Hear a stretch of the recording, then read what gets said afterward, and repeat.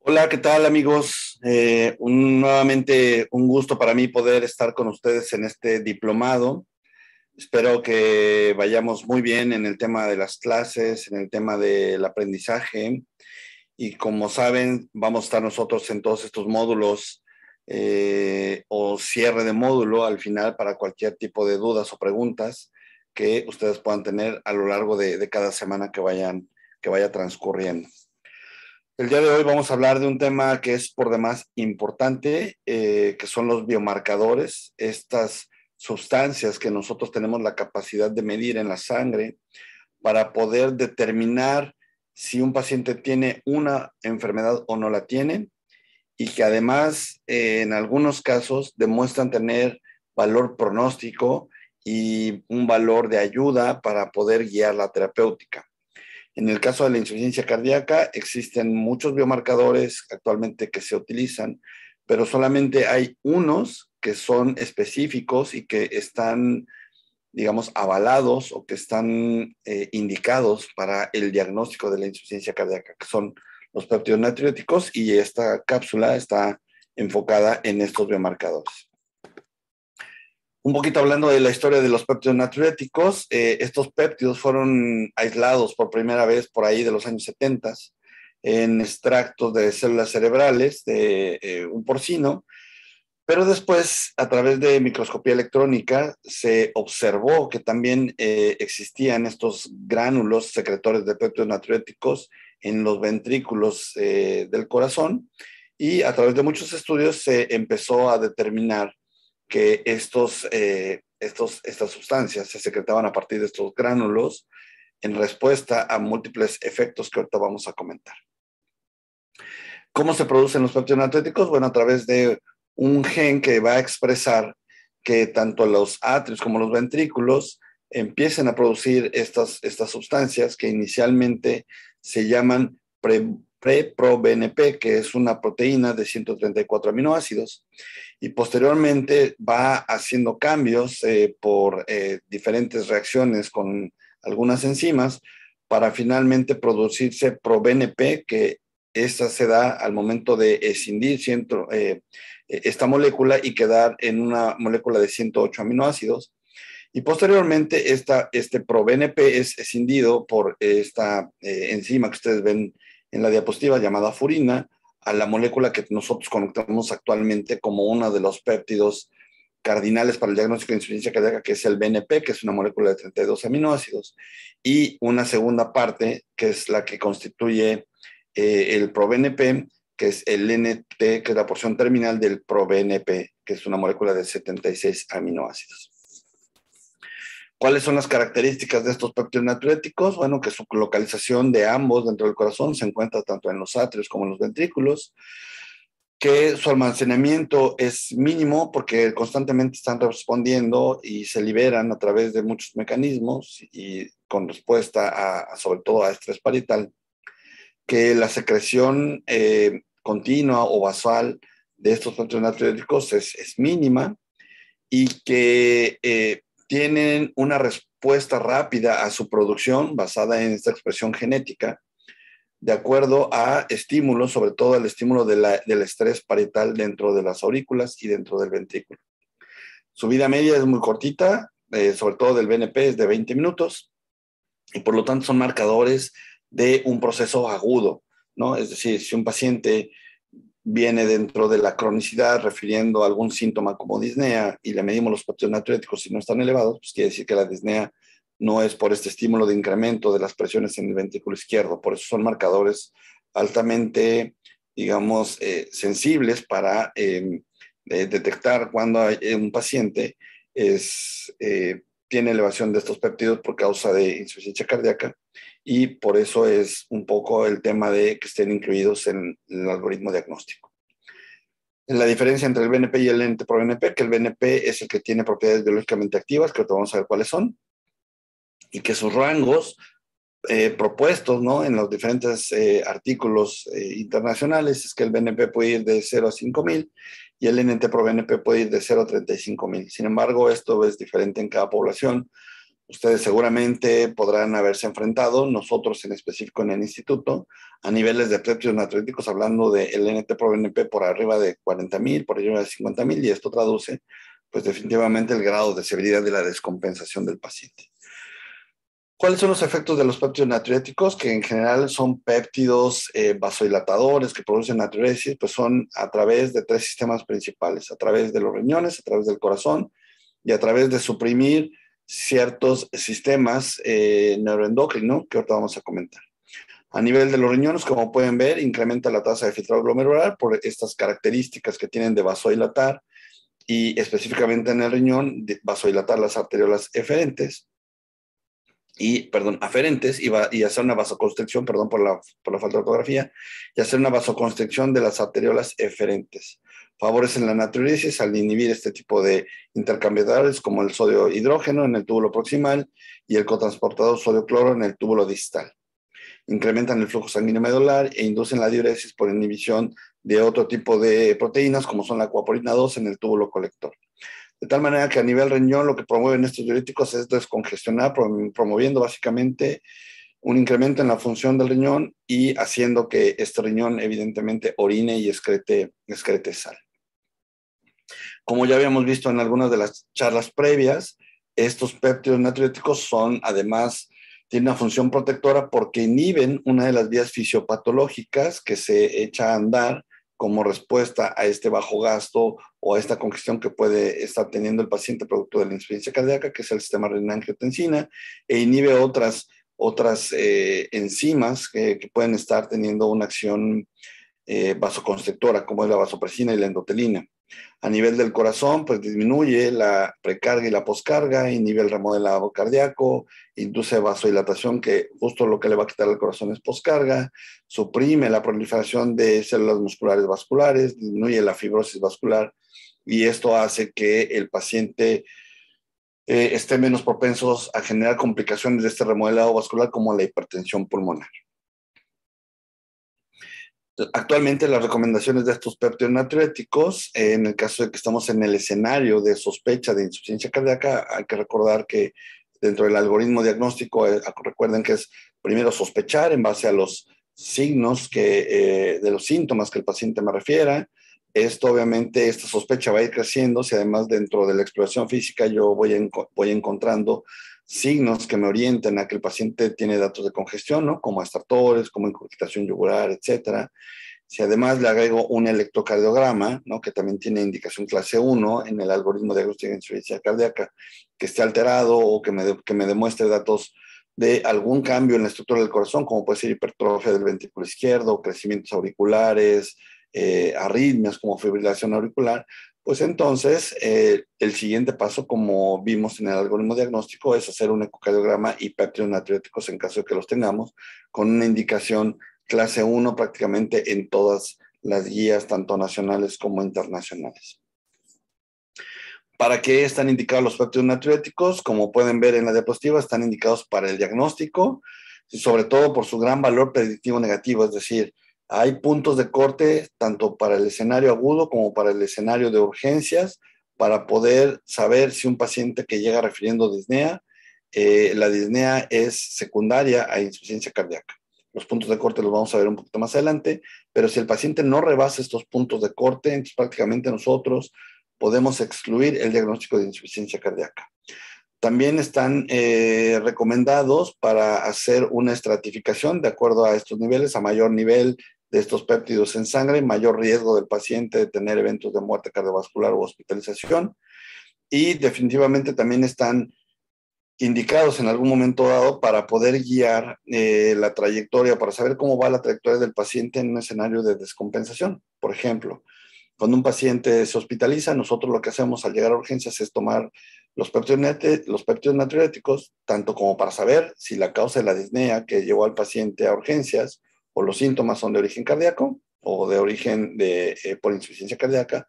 como para establecer este pronóstico al momento de saber qué tan elevados están y saber el grado de descompensación con el que viene el paciente. Y conforme vamos avanzando durante la hospitalización y vamos descongestionando al paciente o lo vamos estabilizando, ya al momento de estar planificando el alta del paciente, podemos tomar otro nivel de péptidos natriuréticos para evaluar qué tanto descendió este nivel con respecto al inicial, al ingreso de urgencias, y así poder establecer el grado de efectividad de nuestra terapia de descongestión. Como tal, para el diagnóstico de la insuficiencia cardíaca aguda, pues este estudio fue el que estableció el punto de corte para el BNP, que es de menos de 100 picogramos por mililitro, con una presión diagnóstica de 83.4%. Y vuelvo a repetir, este punto de corte de tener el BNP por arriba de 100 es para el escenario de una insuficiencia cardíaca aguda. Para el NT-proBNP, también en este estudio que se llamó PRIDE, pues demostró que el uso del NT-proBNP era superior con respecto a solamente utilizar el juicio clínico, es decir, el interrogatorio y la exploración física para diagnosticar insuficiencia cardíaca. Y estos niveles van a ir de acuerdo a la edad, pero el punto de corte, y que es lo más importante que necesitamos que ustedes sepan, es que el punto de corte para poder decir que el paciente no tiene insuficiencia cardíaca como con un alto valor predictivo negativo, como podemos ver aquí del 99%, es de 300. Entonces, un paciente que les llega a urgencias con sospecha de insuficiencia cardíaca y ustedes le hacen péptidos natriuréticos, fácilmente pueden descartar, sobre todo porque esta es la utilidad de los péptidos natriuréticos, descartar insuficiencia cardíaca si el BNP está por abajo del 100 o el NT-proBNP está por abajo de 300. Cualquier valor que salga por arriba, entonces sí nos hace prácticamente el diagnóstico de insuficiencia cardíaca, aunque no de manera tan específica, porque sabemos que hay otras causas que pueden elevar estas enzimas.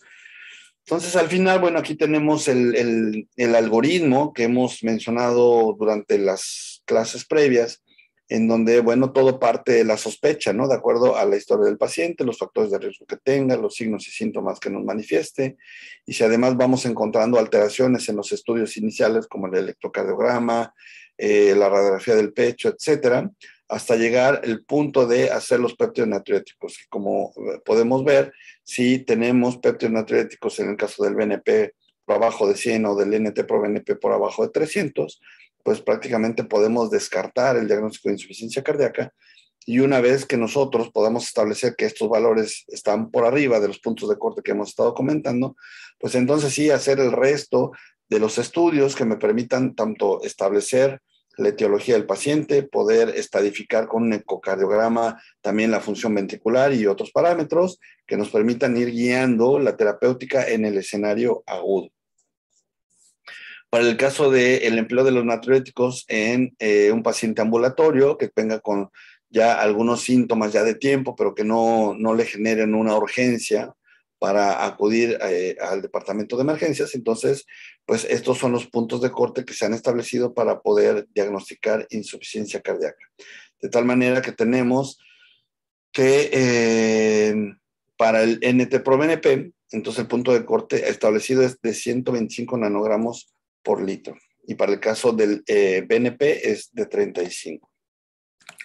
Esto obviamente también se refleja en las guías para el diagnóstico de insuficiencia cardíaca en el escenario no agudo, en donde vemos igual, partimos de la sospecha, hacemos los péptidos natriuréticos en caso de que podamos disponer de ellos,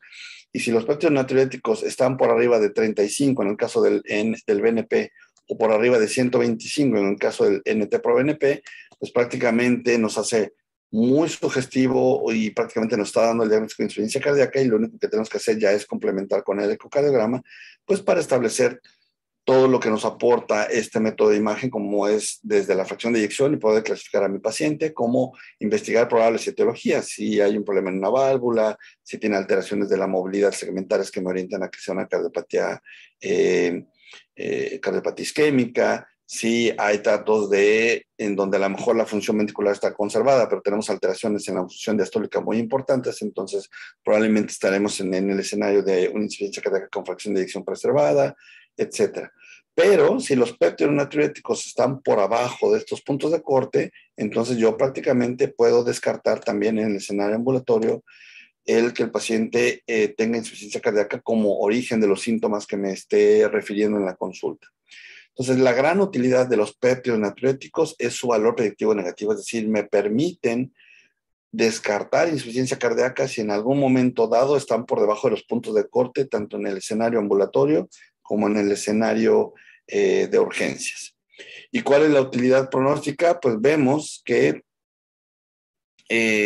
los péptidos natriuréticos pues tienen un valor en relación a entre más altos esté el punto de corte o el valor de los péptidos natriuréticos, pues menor la probabilidad de sobrevivir que tiene un paciente con respecto a aquellos pacientes que tienen péptidos natriuréticos en un rango menor. Nuevamente en esta otra diapositiva podemos ver la relación que hay entre los niveles de péptidos natriuréticos, en este caso el BNP, con relación con la probabilidad que tiene un paciente de tener una muerte dentro del hospital. Por eso cuando el paciente llega a urgencias, además de contribuir al diagnóstico, también nos ofrece un valor pronóstico en relación a poder saber qué tanta probabilidad tiene un paciente de morirse incluso dentro del hospital a causa de tener una descompensación sumamente importante que está reflejada por un valor sumamente alto de péptidos natriuréticos. Lo que tenemos que saber es que hay ciertos escenarios donde los péptidos natriuréticos pueden estar, aun cuando tengamos o no el escenario o el disparador, ¿no? Como puede ser en este caso el incremento del estrés parietal a nivel del ventrículo, aunque tengamos ese disparador o esa causal, hay escenarios en donde los péptidos natriuréticos pueden estar más altos o más abajo dependiendo de estos escenarios. Así, tenemos en palabras generales que los péptidos natriuréticos en pacientes de mayor edad van a tender a estar más elevados y en el caso de las mujeres también van a tener una tendencia a estar más elevados. Sin embargo, algo que nosotros siempre debemos de recordar es que en los pacientes obesos, sobre todo en los pacientes con índices de masa corporal por arriba de 35, es decir, con obesidad grado 2 o más, los péptidos natriuréticos siempre van a estar disminuidos al menos en el 50% del valor que normalmente expresa una persona. Por lo tanto, esto tenemos que ajustarlo a que si yo en el escenario, por ejemplo, diagnóstico, me estoy enfrentando a un paciente con disnea, pero que está muy gordito, tengo que pensar que los puntos de corte tienen que estar o los tengo que bajar al 50% para poder diagnosticar insuficiencia cardíaca. Como lo podemos ver aquí en el escenario agudo, el paciente que no tiene insuficiencia cardíaca, pues los péptidos natriuréticos no tienen ningún cambio con respecto al índice de masa corporal. Bueno, o quizá un cambio, como podemos ver, la expresión de los péptidos natriuréticos es menor con respecto a aquellos pacientes que tienen índices de masa corporal por arriba de 30, y sobre todo, vuelvo a repetir, arriba de 35, pero en general, en palabras, digamos que en términos generales, el paciente obeso tiende a tener menos liberación de péptidos natriuréticos en el escenario de una insuficiencia cardíaca aguda, incluso en niveles por abajo del 50% de lo que normalmente lo expresa un paciente que no tiene obesidad. Entonces, vamos a decir que aterrizando esto, podemos decir que si un paciente gordito me llega a urgencias con sospecha y yo sospecho insuficiencia cardíaca por los signos, por los síntomas, el punto de corte del BNP no será 100. Para este paciente obeso, probablemente a partir de 50 yo podría decir que es insuficiencia cardíaca. Y el NT-proBNP, el punto de corte no será 300, por arriba de 150, también yo estaría pensando en insuficiencia cardíaca. Pacientes con insuficiencia renal, sobre todo aquellos pacientes que tienen insuficiencia renal ya con puntos de corte por abajo de 60. Entonces podemos también decir que estos péptidos natriuréticos se pueden encontrar elevados. Por eso los péptidos natriuréticos no son específicos, ¿no? Porque sabemos que los pacientes mayores tienden a tener niveles elevados, las mujeres tienden a tener valores elevados, los pacientes con enfermedad renal tienden a tener valores elevados y por lo tanto, si yo los encuentro altos, el siguiente punto tiene que ser un ecocardiograma para hacer la correlación de que efectivamente hay un daño estructural o funcional en el corazón que me esté correlacionando con esta elevación de los péptidos natriuréticos y esta combinación entonces sí ya me hace el diagnóstico de insuficiencia cardíaca. Y también tenemos que tomar en cuenta que la fibrilación auricular también tiende a hacer que el paciente tenga valores de hasta 3 veces por arriba de lo que normalmente los tendría un paciente sin fibrilación auricular. Entonces aquí pues no tenemos la relación del NT-proBNP en donde el punto de corte para diagnóstico en el escenario ambulatorio pues vemos que es de 125, pero típicamente los pacientes con FA van a tener este valor triplicado, y en el caso del BNP, que es de 35, vemos como también este valor va a estar triplicado. Y ya para concluir, bueno, esta sesión de péptidos natriuréticos, y esperando que sea una introducción bastante general y que ustedes puedan apoyarse en toda la bibliografía que les estamos dando, pues podemos decir que los péptidos natriuréticos son hormonas producidas en el corazón con efectos sobre 3 sistemas principales, que es el sistema cardiovascular, el renal y el endocrino, que la utilidad es básicamente y principalmente en el diagnóstico, pero que también no son útiles para estratificar el riesgo, establecer el pronóstico y guiar en algún momento la terapéutica para decidir si un paciente ya está lo suficientemente descongestionado para poderlo dar de alta del hospital, o el paciente no ha tenido la descongestión suficiente para poder evaluar si el paciente necesita permanecer todavía algunos días más sobre tratamiento diurético intravenoso y poderlo dar de alta lo más cercano a la euvolemia, lo más seco posible, para evitar rehospitalizaciones tempranas, y que es importante tomar en cuenta todas estas características que nos pueden alterar los valores de los péptidos natriuréticos con respecto a lo que pueden manifestar, por ejemplo, personas no gorditas o personas sin insuficiencia renal, para adaptarlos al perfil de cada paciente de acuerdo a todas las comorbilidades que pueda tener. Y bueno, pues no me queda más que agradecerles nuevamente su atención, y nos estaremos viendo en las cápsulas de retroalimentación de los sábados. Muchísimas gracias.